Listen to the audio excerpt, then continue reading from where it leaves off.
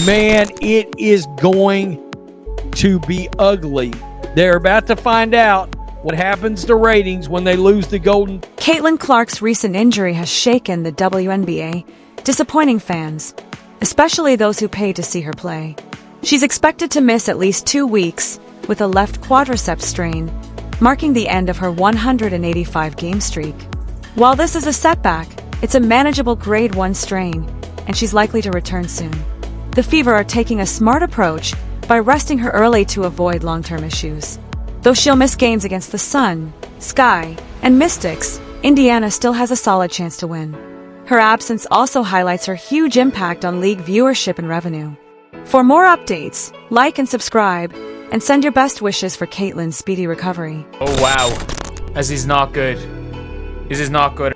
Sophie Cunningham missed the game due to illness, even though she appeared healthy and was seen dancing in the background. Why? Because the team prioritizes long-term health over short-term optics, especially early in the season. That same mindset likely applies to Caitlin Clark.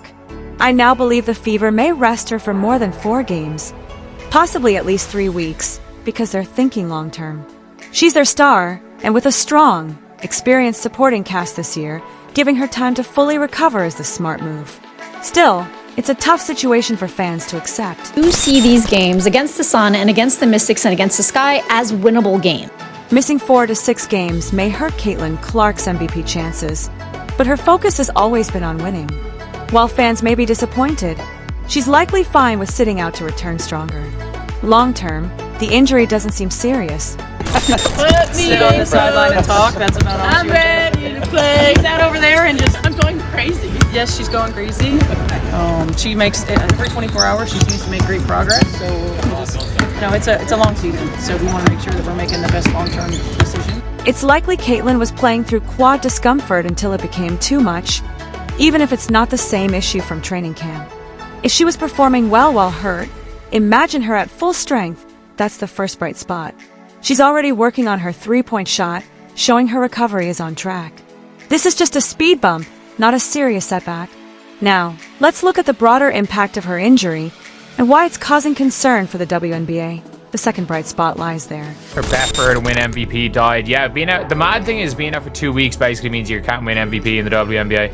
Like that is one of the shocking. For the first time, the WNBA will experience life without Caitlin Clark, and it won't be pretty.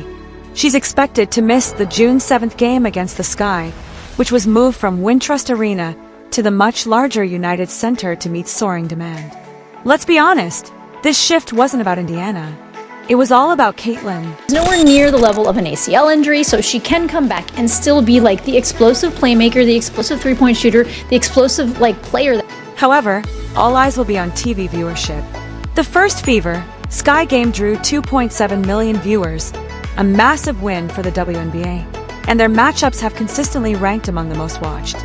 But without Caitlin, those numbers could dip, and fans are already predicting it. I was going to say, I feel terrible for those fans that spent so much money, either home or away, to go see Caitlin Clark, because for those fans, this freaking sucks. WNBA games without Caitlin often get just a third of the usual audience. Fans will show their disappointment with lower viewership, challenging leaders who act like they're the only reason for the league's success.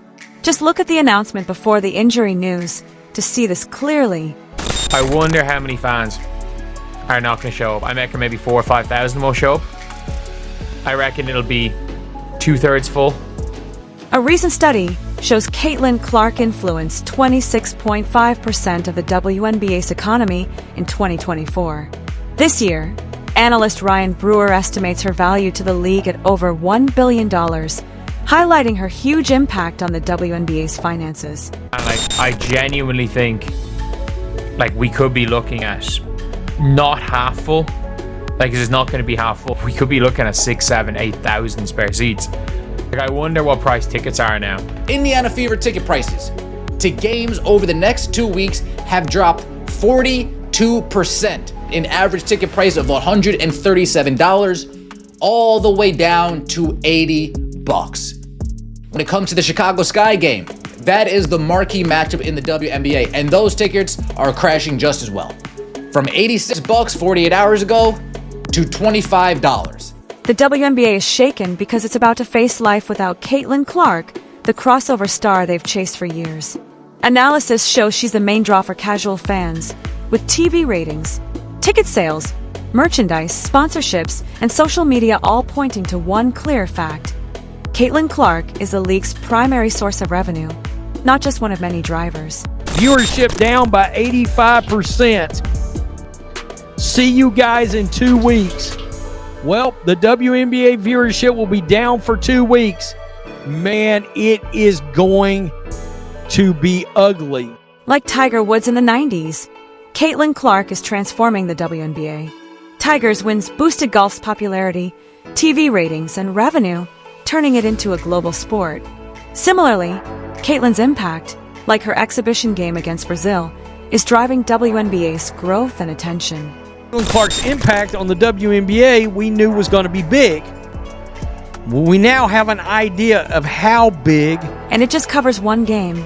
Real stories regarding her effect on the Fever organization in only one season are now beginning to surface. And it's really crazy. If things just go as they were, I'm looking at $875 million, Brewer said to NBC News about Clark's potential monetary value for this season, for the 2025 season. Quote, and I could easily see that eclipsing $1 billion. In less than a year, Caitlin Clark doubled the value of a major sports team. So why hasn't the Fever made her a co-owner yet? Now you can see why the WNBA is panicking. They're about to get a harsh reality check without her. Surprisingly, some NBA players resist this growth, but it's time to accept it. Caitlin is changing the game, boosting every player's exposure and earnings. We thought things were improving when top stars began recognizing her importance to the Fever and the league. While Clark's popularity has aided the entire league, she's still one of one. As Media Sports Watch noted, 24 WNBA broadcasts garnered 1 million TV viewers. 21 of them included Caitlin Clark. Many still resent Caitlin Clark's rise and positive attention, refusing to admit her impact. Some were upset she got more TV time than others. Despite Indiana's strength, the defending champs get less coverage. Her fans face unfair criticism, with some preferring failure without her over success with her. Particularly is the one who's driving a new kind of demographic that is reaching new kinds of people from the traditional WNBA fan base, that is causing the growth rate and also accelerating interest in corporate sponsorship. Without Caitlin Clark, the league's weaknesses will show quickly. The WNBA needs this wake-up call, and Caitlin's fans are right to be vindicated. Some still don't see the problem, but declining attendance and poor officiating are hard to ignore.